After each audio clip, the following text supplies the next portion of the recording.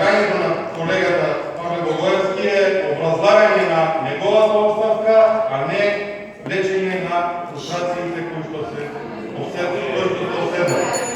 Извршниот комитет на ВМРО ДПМН беше јасен и недвосмислен во соопштението за јавноста дека пратениците на ВМРО ДПМН ќе се произнесат по правото и правдата и по законите согласно Уставот и деловникот за работа на собранието. И барајќи неселективна правда. Нескриена е фрустрацијата и омразата кон ВМРО ДПМН, колеги пратеници. Таа омраза и фрустрација ве засенува во реалното размислување и работење на она за што сте избрани, а тоа да им се служите на граѓаните и да работите за подобро утро на граѓаните. Тоа во праксата и во реалноста го нема. Да не се концентрираме, колега Павле Благоевски, на оставката. Да не се концентрираме на моралната одговорност.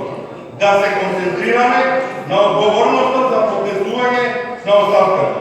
Нормална поставка е, колеги пратеници и македонска јавност, да било која јавна личност фатена во недозволени дејанија, особено ако е признато делото, како во вашиот случај и поднесе оставка.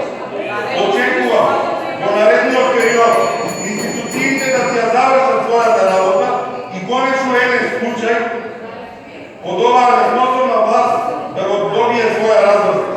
Се надевам дека ќе се фокусирате во барањето на дилерот, а не на таксистот.